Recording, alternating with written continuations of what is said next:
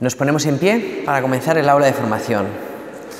En el nombre del Padre, y del Hijo, y del Espíritu Santo.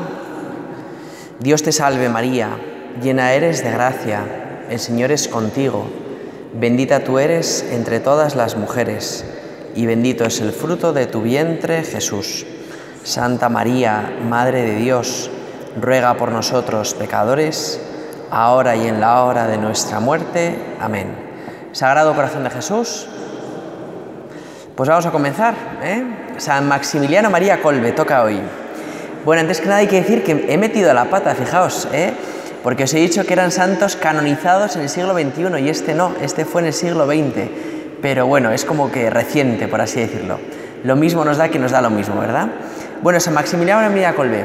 Fijaos, estos días pasados hemos visto santos muy extraordinarios, con estigmas, con dones sobrenaturales. Bueno, San Maximiliano María Kolbe, gracias a Dios, fue un hombre normal, No tuvo estos grandes dones extraordinarios, sino que fue normal. ¿Qué tuvo así de más característico en su vida? Pues un hecho que yo creo que todos, ¿verdad?, lo recordáis, porque alguna vez os lo han predicado seguro, que es su muerte, ¿verdad?, que es tan conocida. Entonces voy a empezar por su muerte. ¿Cómo fue la muerte de San Maximiliano María Kolbe?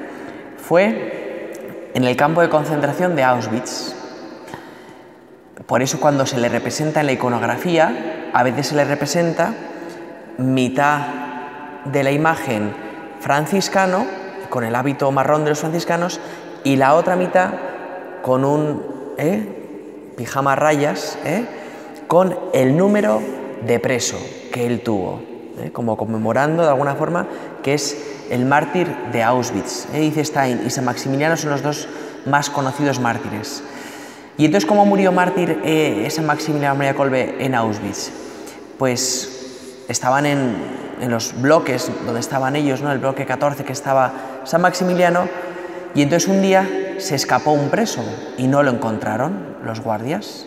Así que hicieron llamar a todos los del bloque y dijeron: se ha escapado uno, así que en represalia 10 de vosotros vais a morir. Y al azar eligió el guardia a 10 personas. Y uno de ellos se puso a llorar, el pobre.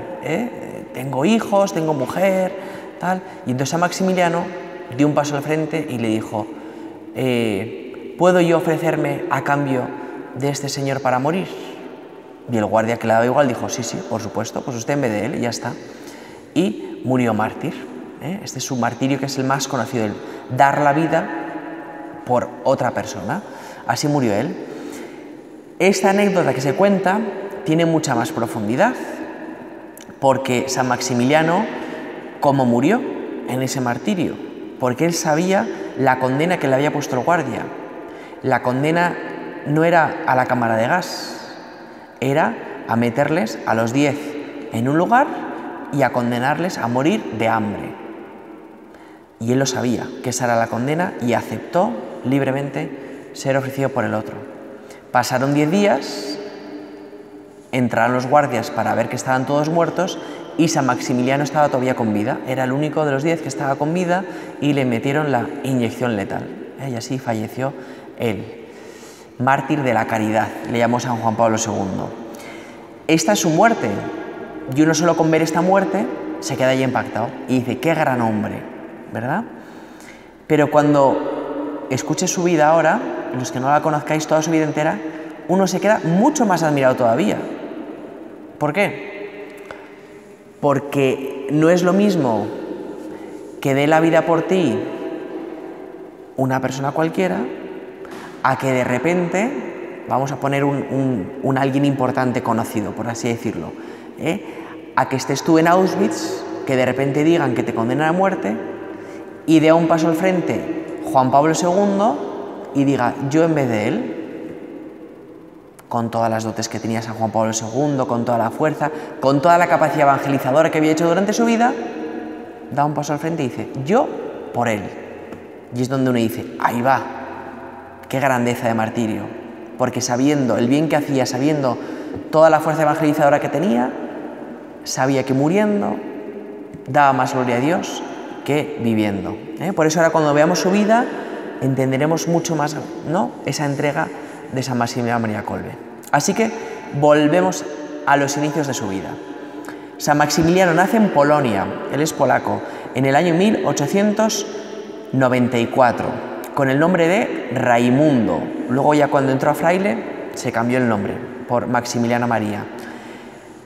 Nada, tiene 4 hermanos, 2 de ellos fallecen muy prematuramente, pues bueno, vivió su infancia así. A los 12 años tuvo una revelación especial, que os la voy a leer ahora, que su madre la sacó a la luz después del martirio, porque comprendió que esa revelación que tuvo el niño a los 12 años ya hablaba del martirio que iba a sufrir. Pues os leo lo que la madre relata. Dice: sabía yo de antemano, en base a un caso extraordinario que le sucedió en los años de la infancia, que Maximiliano moriría mártir. Una vez no me gustó nada una travesura y se la reproché. Niño mío, ¿quién sabe lo que será de ti? Después yo no pensé más, pero observé que el muchacho había cambiado tan radicalmente que no se le podía reconocer. Teníamos un pequeño altar escondido entre 2 roperos, ante el cual él a menudo se retiraba sin hacerse notar y rezaba llorando. En general, tenía una conducta superior a la de su edad, siempre recogido y serio, y cuando rezaba estallaba entre lágrimas. Estuve preocupada pensando en alguna enfermedad y le pregunté: ¿te pasa algo? Has de contar todo a tu madre. Temblando de emoción y con los ojos anegados, en lágrimas me contó, y esta es la revelación: mamá, cuando me reprochaste, pedí mucho a la Virgen me dijera lo que sería de mí. Lo mismo en la iglesia le volví a rogar. Entonces se me apareció la Virgen, teniendo en las manos 2 coronas, una blanca y otra roja. Me miró con cariño y me preguntó si quería esas 2 coronas. La blanca significaba que perseveraría en la pureza y la roja que sería mártir. Contesté que aceptaba las 2.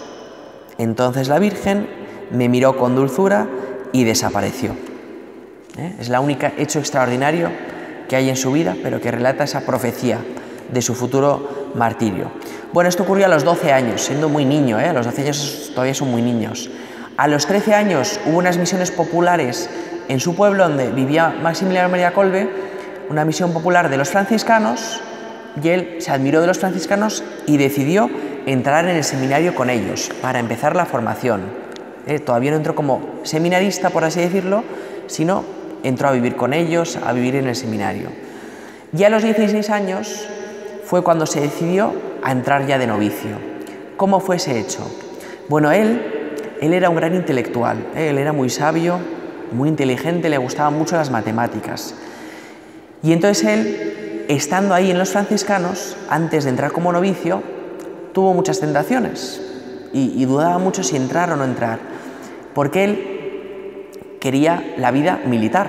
Fijaos qué curioso, él quería ser militar, incluso había hecho planos de cómo conquistar Varsovia y tal, porque en ese momento, ¿verdad?, Polonia y Rusia estaban en conflicto y por lo tanto él tenía muchas dudas y veía que no era su camino los franciscanos, hasta que un día tuvo una conversación con su madre, y su madre le dijo: hijo mío, tengo una gran alegría que contarte. Tu hermano Francisco, hermano más pequeño que él, va a entrar de novicio en los franciscanos. Y nosotros, tus padres, vamos a consagrarnos también en la orden franciscana.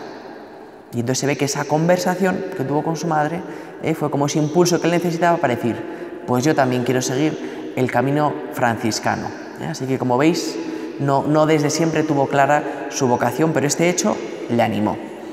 Y ya a los 18 años, el padre provincial es como el superior, ¿verdad?, de la orden, al ver su gran capacidad intelectual, le dijo: Maximiliano, vas a ir a Roma a estudiar, porque quiero que te formes ahí, que estudies bien, porque tienes muchas capacidades.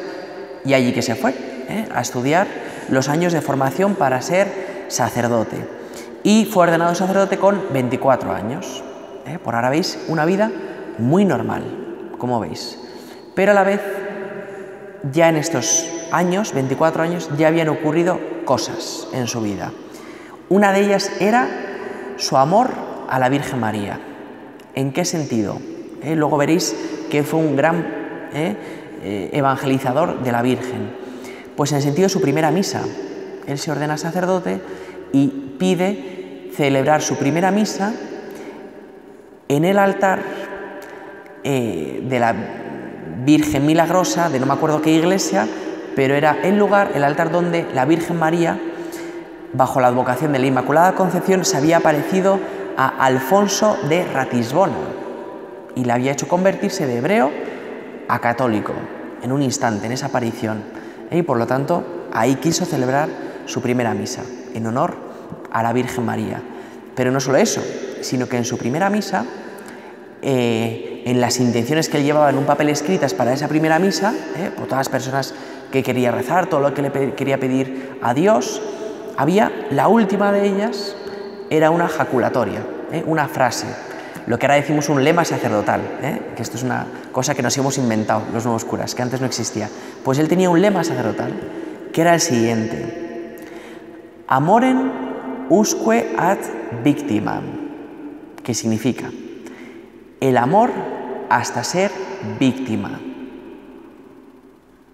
que como veis se cumplió. El amor hasta ser víctima. Su martirio fue eso, ¿no? El amor, la caridad, llevada hasta el extremo de ser víctima, ¿verdad?, para salvar a otro. Entonces, casualidad, pues providencia, o cómo Dios iba modelando, preparando su corazón para ese martirio. Bueno, y en estos 24 años, él cuando se ordenó de cura, ya empezaba a tener los primeros síntomas de una enfermedad, la tuberculosis, que le perseguiría toda su vida y que le haría estar muy débil en muchos momentos. Entonces ya en esta época, solo con 24 años, ya había primeros síntomas que la tenía. Bueno, pues ya se ordena sacerdote y, como os he dicho, empieza a propagar el amor a la Virgen María, a la Inmaculada Concepción. ¿Cómo lo hace? Pues un año antes de ser ordenado sacerdote, se inaugura un movimiento llamado la Milicia de la Inmaculada, del cual él sería uno de los fundadores y un gran promotor. La Milicia de la Inmaculada, que luego os contaré cosas sobre ella. ¿Cómo se fundó? Pues muy fácil. En una habitación, cuentan ellos, ¿no?, que estaban los 6 reunidos, 2 velas encendidas y la Virgen Inmaculada. Y allí hicieron las promesas, las actas, todo para inaugurar ese movimiento. Entonces, este movimiento, ¿en qué consiste? Ya os lo cuento, y así ya me adelanto, y os cuento algo de ello. Este movimiento, cuando uno oye, ¿no?, pues eso, la milicia es de la Inmaculada, uno piensa, pues nada, gente piadosa que se reúne a rezar a la Virgen, ¿no? Pues no, eso no era simplemente una unión, eso, de gente devota, sino, como ellos la llaman, ¿no?, en los estatutos, ellos dicen, los fines de la Milicia de la Inmaculada son los siguientes: trabajar por la conversión y la santificación de todos bajo el patrocinio de María Inmaculada. Es decir, que el fin es provocar la conversión de la gente y que la gente se santifique a través del amor a la Virgen Inmaculada, ¿vale? Este es el fin. Y entonces, en esta Milicia de la Inmaculada, el mismo nombre de milicia, ¿no?, ellos cuentan cómo las expresiones militares o caballerescas se deben a que era lo propio de la época, de cuando se fundó, que se usaba mucho este lenguaje. Pero ellos dicen, en la milicia se busca combatir, pero nuestra gran arma es la conversión. Es decir, la mayor herramienta para crear guerra, ¿no?, en el mundo, para convertir a la gente, es cambiando los corazones, convirtiendo las almas, porque solo entonces, ¿verdad?, se puede dar esta renovación en la sociedad. ¿Qué es necesario para pertenecer a la Milicia de la Inmaculada? Para ser miembro de esta asociación, pues muy sencillo. Ellos decían, primera condición, consagrarse totalmente a la Inmaculada. Segunda condición, llevar la medalla de la Milagrosa encima, o mostrándola o escondida, pero llevarla. Y tercera, pues inscribirse, ¿verdad?, en alguna asociación canónica de la milicia para que conste que tú eres miembro de ese movimiento, ¿vale? Entonces, bueno, este movimiento lo fundó San Maximiliano María Kolbe con unos pocos más. Sigue existiendo hoy en día todavía. ¿Qué más hizo San Maximiliano para propagar este amor a la Virgen? Pues bueno, con este deseo de que la gente se convirtiese, tuvo una ocurrencia, una idea, que fue crear una revista, que ahora nos suena muy normal crear una revista, porque hay muchísimas revistas, pero en esa época no era normal. Y entonces decidió crear una revista que se llamaba Caballero de la Inmaculada. Y entonces esta revista comenzó con un tiraje de 500 ejemplares en el año 1922, que fue cuando se hizo el primer ejemplar. Y 17 años después, 500 habían sido los primeros ejemplares, pues 17 años después se imprimían ya 1 millón de ejemplares. Es decir, que esta revista había conseguido el fin, que era llegar a muchísimas personas y evangelizar mediante el amor a la Virgen María, que es el fin que tiene. ¿Qué más hizo San Maximiliano María Kolbe? Pues no se quedó solo con esto de vamos a crear un movimiento, vamos a crear una revista para que ayude a propagar, sino que decide crear una ciudad consagrada a la Inmaculada. Toda ella consagrada a la Inmaculada. Toma ya reto, ¿verdad? Consigue convencer a un conde para que le deje a muy bajo precio el terreno, construyen el convento, que albergaba a muchísimos monjes, a 800 monjes, y empieza a crecer la ciudad. Pero es una ciudad totalmente consagrada a la Inmaculada. Luego en el vídeo os voy a enseñar estas cositas de la ciudad, ¿vale?, de la revista, porque son cosas interesantes, yo creo. Esta fue su gran labor apostólica. Y él hacía muchísimo bien. La ciudad se llamaba Niepokalanów. Estos nombres polacos tan complicados, ¿vale? Niepokalanów. Y entonces, ¿qué ocurrió en esta ciudad? Pues que la gente empezó a surgir vocaciones, la gente empezaba a ir, entraba de franciscano o colaboraba, pero empezó a crear muchísimo bien. Y años después de crear esta ciudad, ¿qué ocurre? Pues el Papa hace un llamamiento a toda la Iglesia pidiendo misioneros para Japón. Y San Maximiliano, que como veis tenía mucho encima y podía parecer que era indispensable para todas estas labores, él humildemente dice, si el Papa pide para Japón, yo quiero ir a Japón. Y pide permiso al provincial y le conceden ir a Japón a evangelizar. Se va a Japón a evangelizar. ¿Y qué hace en Japón cuando llega? Pues bueno, había visto que su método había funcionado en Polonia, pues vamos a replicarlo. Y entonces, ¿qué hizo allí en Japón? Pues hizo una revista en japonés, Caballeros de la Inmaculada, y empezó a crear una ciudad consagrada a la Inmaculada Virgen María, a la Inmaculada Concepción. Replicó, vio que había dado resultado y replicó. ¿Dio frutos? Pues sí, porque la revista, por ejemplo, empezó a distribuirse en Japón, llegó a China, pasó a la India y a Arabia incluso llegó. Como veis, pues la devoción consiguió extenderse mucho. ¿Qué ocurrió después de este gran éxito de allí donde iba San Maximiliano? Pues bueno, la enfermedad de la tuberculosis. Entonces solo pudo estar 5 años en esta labor evangelizadora y después de estos 5 años tuvo que volverse a Polonia, porque el padre provincial, que lo sabía, que estaba enfermo, le dijo, yo te concedo que vayas, pero si estás mal te tienes que venir. Y él notaba que estaba mal porque ya para celebrar misa necesitaba que le sujetasen en pie, porque no se aguantaba de los dolores. Así que ya se volvió a Polonia para restablecerse en salud y volvió otra vez a la ciudad esta, Niepokalanów, volvió otra vez allí. Vuelve y 3 años después de volver, la guerra que existía ya empieza a acercarse muchísimo a esta ciudad de Niepokalanów. Bueno, voy a llamarla ciudad, ¿vale? Porque si no, me confundo. La guerra empieza a llegar a esta ciudad. ¿Y qué ocurre? Pues, de hecho, a San Maximiliano le cuentan, ¿no? Oye, que están viniendo ya los camiones, ¿no? Se veía a lo lejos y salió San Maximiliano a recibirles, ¿verdad? Y fueron apresados y fueron a la cárcel, pero todavía no fueron a Auschwitz, ¿eh? Primero fueron apresados y fueron enviados a campos de concentración en Alemania y en Polonia, pero fue liberado. Además fue liberado el día de la Inmaculada Concepción.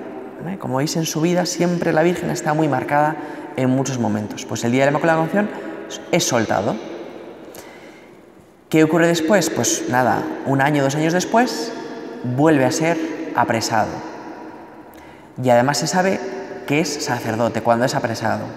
Con lo cual, ya en la prisión de Pabiak y la de Auschwitz, que fueron ya los 2 campos donde él estuvo, le empiezan a dar, por ser sacerdote, trabajos más duros, porque él no escondía su condición de sacerdote para poder evangelizar en medio de ese campo de concentración. Pero al hacerlo, los trabajos más duros, que eran, por ejemplo, transportar a los cadáveres, pues al sacerdote, recoger las ascuas del crematorio, al sacerdote que está un poquito enfermo, pues que cargue también los troncos más pesados, al sacerdote. Entonces él vivió no solo un campo de concentración, sino además donde le machacaban mucho por su condición de sacerdote. Pero como veis, ya intuís, ¿no?, que después de mirar toda su vida, su actitud en el campo de concentración debía ser muy heroica, ¿verdad? Muy llamativa para el resto de presos. Elevaba mucho el nivel, ¿no?, de la prisión. Y eso lo cuentan sus compañeros de prisión, que dicen que él en la cárcel vivía heroicamente la caridad. ¿En qué sentido? Pues además de escuchar, de hablar con gente, con la comida. Porque en la cárcel, ahí en Auschwitz, en los campos de concentración, recibían poca comida. Y él dice, cuentan sus compañeros, cómo la mitad de su comida se la daba a los demás. La mitad, que ya era escasa la comida que te daban, pues en la mitad para otros, ¿verdad? Como muestra de su caridad. Bueno, le asignaron el número de preso 16.670, que es el que os he dicho que aparece siempre en la iconografía, ¿verdad? Y el martirio. Que ahora cuando leemos el martirio, decimos, ahí va, no es simplemente un sacerdote que da la vida por un desconocido, sino que es alguien muy dotado de Dios, ¿no?, con un gran carisma, con un gran afán apostólico, que entiende que mi vida vale menos que la del otro, ¿verdad? Que a veces es el criterio que usamos los hombres, ¿no? Nos miramos por nuestros méritos, nuestros éxitos, nuestras cualidades, y San Maximiliano humildemente decía, la vida de este hombre merece que yo dé la mía. Que si os dais cuenta, es el mayor reflejo de Cristo. Cristo, verdadero Dios, verdadero hombre, tenía las mayores cualidades que nunca un ser humano ha tenido. Tenía un afán apostólico que en 3 años cambió el mundo entero. Y sin embargo, murió en la cruz por nosotros. Se entregó como víctima por nosotros para librarnos del pecado, ¿verdad? Por eso se le considera mártir. Pues falleció. Y como veis, no hay mucho que decir, ¿no? Porque cuando fallece en este olor de santidad en el campo de concentración, acaba la guerra, son liberados, se empieza a extender la fama de santidad. No solo por su muerte, sino por su vida, por este gran amor a la Inmaculada, por todo lo que él había creado, de este movimiento, de esta ciudad consagrada a la Virgen. Empieza su proceso, que si él fallece en 1941, es beatificado en el 73, poco después, ¿verdad? Y es canonizado en el 82. Entonces, con su beatificación y su canonización había un problema, que era el siguiente. Él es beatificado, pero claro, él no murió mártir. Uso esta expresión hoy muchas veces. Pero él no murió mártir, porque morir mártir es morir por causa de la fe, ¿verdad? Yo confieso mi fe, tú me quieres matar, yo te perdono, pero yo muero por Cristo. Por eso ese grito de ¡Viva Cristo Rey!, ¿verdad? Como diciendo yo, hasta la muerte, confesor de la fe. Entonces, cuando él es beatificado, había dudas. Le dirán que es mártir, le dirán simplemente que es beato. Y entonces el Papa en la beatificación salió de color blanco. El rojo es el color de los mártires, pues salió de color blanco. Y le llamó confesor de la fe, simplemente. No mártir de la fe, sino confesor de la fe, el Papa Pablo VI.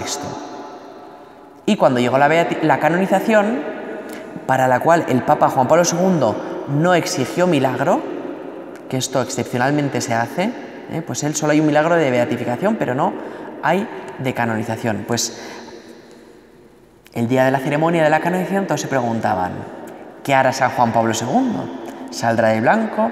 ¿Saldrá de rojo? Pues el Papa Juan Pablo II salió de rojo. Y entonces dijo, le declaro mártir de la caridad. Él decía, porque con su muerte ha manifestado la vida de Cristo, la muerte de Cristo, y por lo tanto es mártir de la caridad. Y entonces fue canonizado.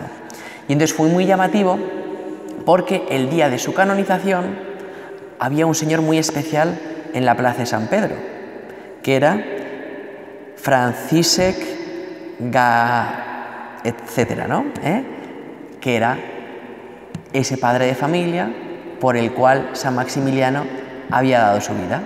Pues estaba ahí, en la plaza de San Pedro, con su mujer, que vivía todavía, y sus dos hijos, en cambio, habían muerto en un bombardeo, en la guerra, y cuando había salido del campo de concentración ya sus hijos habían fallecido. Entonces, lo cual es llamativo, porque San Maximiliano dio su vida por este señor, pero imaginaos que sale de la cárcel y han muerto sus hijos y su mujer. Uno podría pensar, la muerte de San Maximiliano es estúpida, ¿no? Pues aunque hubiesen muerto, su mujer vivía, ¿no? Su muerte no habría sido en vano, porque habría muerto mártir de la caridad. Entonces, esta es la vida de San Maximiliano. Como veis, sí que es una vida que da para hablar, igual que otras eran como muy cortitas y hablábamos de hechos extraordinarios, la vida entera de San Maximiliano da que hablar. Entonces, voy a hablaros de una cosa que es importante, porque San Maximiliano murió mártir de la caridad, pero el Papa Francisco, en el año 2017, instituyó una nueva cosa, que os la voy a hablar. Para ser santo, había dos caminos antes. El de las virtudes heroicas, ¿verdad? Una persona que vive heroicamente toda su vida, muere normal y corriente, en olor de santidad, y entonces empieza el proceso de canonización. Y había una segunda vía, que es la del martirio, es decir, lo que os he explicado antes, morir mártir de la fe. En ese caso, el del martirio, es curioso porque hablando con gente que lleva la causa de los santos, me cuentan siempre una cosa divertida. Dicen, hoy en día, cuando se habla de los mártires, se intenta hablar de la vida heroica que tenían antes de ser mártires. Dice, pero para ser mártir no hace falta tener una vida heroica. El martirio es el momento de mi muerte, cómo lo he afrontado, cómo lo he vivido unido a Dios. Os lo digo porque es un dato curioso que yo no sabía. Yo pensaba que los mártires era como toda una vida heroica y además el martirio. Pues resulta que no, que basta el martirio para iniciar un proceso. Bueno, y entonces el Papa Francisco ha instituido una tercera vía, que es la de entregar la vida por otra persona, que es justo lo que hizo San Maximiliano María Kolbe, lo cual es algo lógico que haga el Papa Francisco, porque todos veíamos la muerte de San Maximiliano y decíamos, este señor es un mártir, pero claro, no había nada instituido en este sentido. Entonces, el Papa Francisco en el año 2017 sacó un motu propio que se llamaba Maiorem ac Dilectionem, en el cual decía lo siguiente, os lo voy a leer para que entendamos esta nueva condición para llegar a ser santo. Dice, nadie tiene amor más grande que el que da la vida por sus amigos. Cita de San Juan. Y luego dice, son dignos de consideración y honor especial aquellos cristianos que, siguiendo más de cerca los pasos y las enseñanzas del Señor Jesús, han ofrecido voluntaria y libremente su vida por los demás y perseverando hasta la muerte en este propósito. Es cierto que el ofrecimiento heroico de la vida, sugerido y sostenido por la caridad, expresa una imitación verdadera, completa y ejemplar de Cristo y por tanto es merecedor de la admiración que la comunidad de los fieles suele reservar a los que han aceptado voluntariamente el martirio de la sangre o han ejercido heroicamente las virtudes cristianas, ¿vale? Y luego da algunas condiciones para que esto pueda ocurrir y tal. Entonces, ¿por qué esto es importante? Porque fijaos, hay otro tipo de martirio que puede surgir, que no es el de un campo de concentración. Es, por ejemplo, el de una madre que se queda embarazada, su vida corre peligro y la vida del niño también. Y entonces ha habido casos de madres que han decidido continuar el aborto hasta el final, o sea, continuar el embarazo hasta el final, dar a luz a su hijo y la madre a veces morir en el parto o morir días después sabiendo que eso iba a ocurrir. Entonces, claro, esos casos, la Iglesia dice, ha dado la vida por otra persona. Pues por eso el Papa Francisco saca este motu propio, para considerarles también ejemplo de Cristo. Si os ocurre alguna vez ese caso, por sacaros de dudas morales, la Iglesia nunca nos pide la heroicidad. Es decir, que la madre puede ser ayudada, no abortar, abortar es directamente matar al feto, pero puede ser ayudada para prevenir su enfermedad o lo que le esté ocurriendo, aunque la consecuencia sea la pérdida del niño. Eso es legítimo. Y también es legítimo la otra opción, que la madre decida poner en juego su vida por salvar al niño. También es legítimo, porque es este martirio de la caridad, ¿vale? Bueno, y voy a acabar leyéndoos algo de San Maximiliano, porque esta es su vida, todo su movimiento apostólico, y vamos a leer algo de él, porque ya que escribió algo, ¿verdad? Es un folio, solamente una, por las dos caras, donde él escribió una carta. Él escribió muchas cosas, podéis consultarlo y leeros cosas de él, pero es una carta donde habla sobre la obediencia. Entonces os la leo y luego os pongo 5 minutitos de un vídeo de su época de apostolado, de la milicia, de las cartas, ¿vale? Y de esa ciudad consagrada a la Virgen. Me llena de gozo, querido hermano, el celo que te anima en la propagación de la gloria de Dios. En la actualidad se da una gravísima epidemia de indiferencia que afecta, aunque de modo diverso, no solo a los laicos, sino también a los religiosos. Con todo, Dios es digno de una gloria infinita. Siendo nosotros pobres criaturas limitadas y por tanto incapaces de rendirle la gloria que Él merece, esforcémonos al menos por contribuir en cuanto podamos a rendirle la mayor gloria posible. La gloria de Dios consiste en la salvación de las almas, que Cristo ha redimido con el alto precio de su muerte en la cruz. La salvación y la santificación más perfecta del mayor número de almas debe ser el ideal más sublime de nuestra vida apostólica. ¿Cuál sea el mejor camino para rendir a Dios la mayor gloria posible y llevar a la santidad más perfecta al mayor número de almas? Dios mismo lo conoce mejor que nosotros, porque Él es omnisciente e infinitamente sabio. Él y solo Él, Dios omnisciente, sabe lo que debemos hacer en cada momento para rendirle la mayor gloria posible. ¿Y cómo nos manifiesta Dios su propia gloria?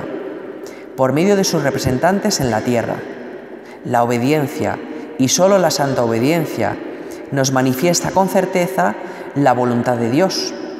Los superiores pueden equivocarse, pero nosotros, obedeciendo, no nos equivocamos nunca. Se da una excepción, cuando el superior manda algo que con toda claridad y sin ninguna duda es pecado, aunque éste sea insignificante, porque en este caso el superior no sería el representante de Dios.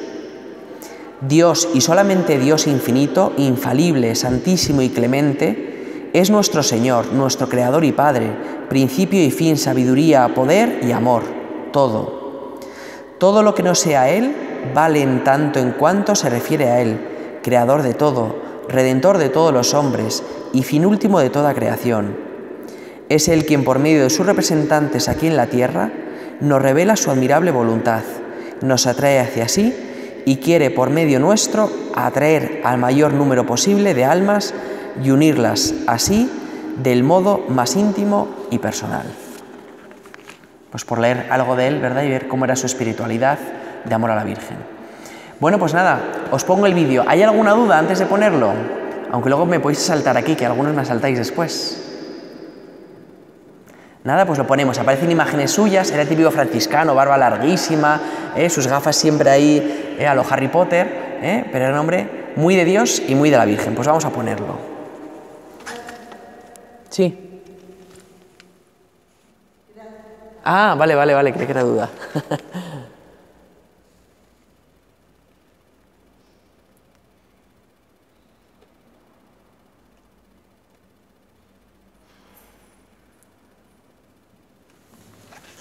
Es que no lo puedo tener encendido todo el rato porque se me bloquea el ordenador.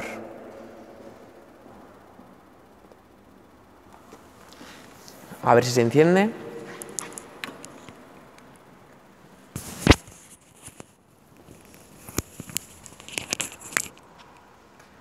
Ya está. ¿Lo veis ahí, verdad? ¿Lo veis, verdad? Vamos a poner el audio.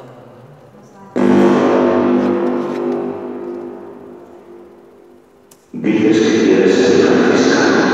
Bien, pero si aún perseveras en tu propósito de dedicarte a la hermandad, si deseas realmente consagrar tu vida, consumirte y estar dispuesto a acabar tu propia existencia por el hambre, exponiéndote por ella a las situaciones y al riesgo de una muerte eterna. Maximiliano